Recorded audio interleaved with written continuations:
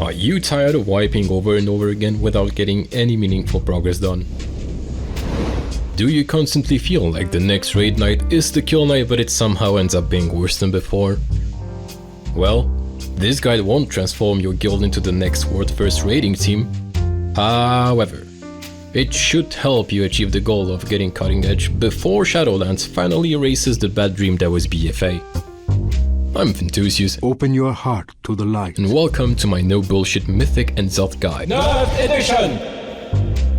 Due to the boss being heavily nerfed since the 20th of April from his 8.3 release version, on top of players getting to ridiculous power levels thanks to the ever-increasing corruption-resistant endbenders, a new and more efficient way to kill the boss has been discovered. The idea behind it is to help guilds get their cutting edges more easily, or to just improve the kill efficiency if the boss is already on farm. So let's do a quick overview of what you need to know.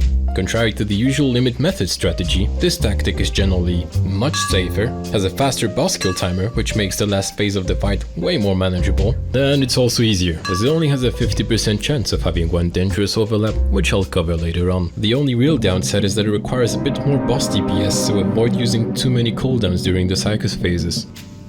This is what you'll need in order to vanquish the Corruptor. At least 500k worth of boss DPS, one Warlock for the gateway, a proper neck usage order, especially by the tanks, which I'll point out during the overview. Keep in mind that you can cheat one immunity by having a Shaman's Ankh Totem, or just sacrificing one player, then using a combat res on him. It's also worth mentioning that it is actually possible to make it with just 10 immunities by skipping the last set of Thought's Harvester Soak. However, it requires even more boss DPS, so it makes the whole raid lose sanity 25 seconds earlier. Feel free to pause the video if you need more time noting down the immunity cheat sheet. Now that I've covered the numbers, I just want to do a shout out to my lads from Bad RNG Ravencrest-EU for helping me gather the footage necessary and proudly representing the 200 players left in the Alliance. 3, 2, 1. Lost and Pull, tank the Basher, interrupt Tentacle, dodge the blow when they die. Spread for Paranoia. If you link with the healer, make sure you're the one going to him. After the Torment, move his two groups around the boss. Tank DPS and interrupt the new set of Tentacles. Dodge the pulls before you enter the Psychus realm. Psychus 1! Pull the Psychus. Drag him around the synapses and interrupt his casts. Dodge the fires from above. As a healer, be quick on the dispel if anybody got hit. Dodge or CC the cast of the ads. Start nuking the Psychus when he gets to 7 stacks. Notify the other team when you're going out so they don't kill a tentacle in that time, thus likely hitting you with a blood pool. If you didn't go to the realm, like those guys, then you do another set of tentacles. Kill the ads, spread for Paranoia and watch their explosion when they die.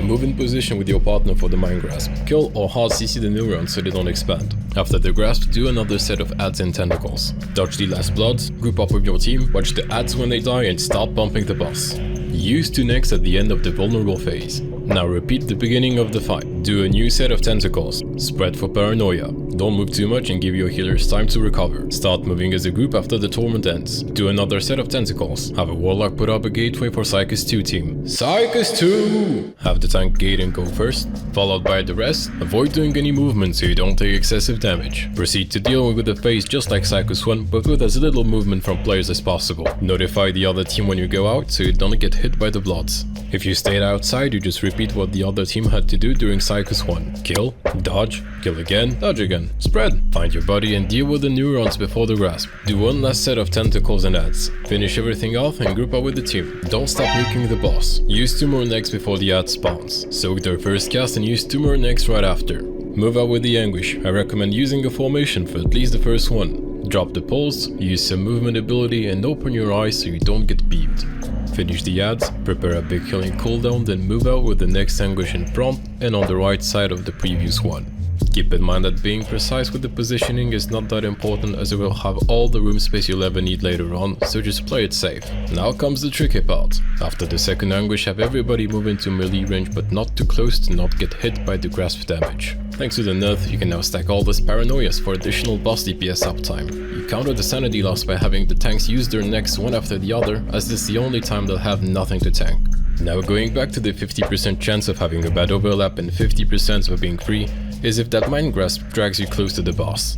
If that happens, you need to have all raiders use the gateway at the same exact time so you don't get out of sync. Otherwise, you lose players due to paranoia damage from being spread apart. Drop the third anguish. Send the first 5 immunities. Move out to the back with anguish number 4. Keep your eyes open as it overlaps with the beams. Keep nuking the boss with the adds on top for free cleave damage and send the next set of immunities. At the same time, have the raid on melee and close to the adds for the incoming paranoia stack. You gotta use one nick instantly as you have to move as a group with the beams in just a second while still hitting the boss. You should have a lot of space as long as you didn't place that last anguish in melee. Finish the adds as you now have 20 seconds of free boss DPS. Use the warlock gate to get to the room before the torment is cast. Secret room! Disable the 2 closest bombs right away, then hug the wall and prepare for the hit of one not being deactivated.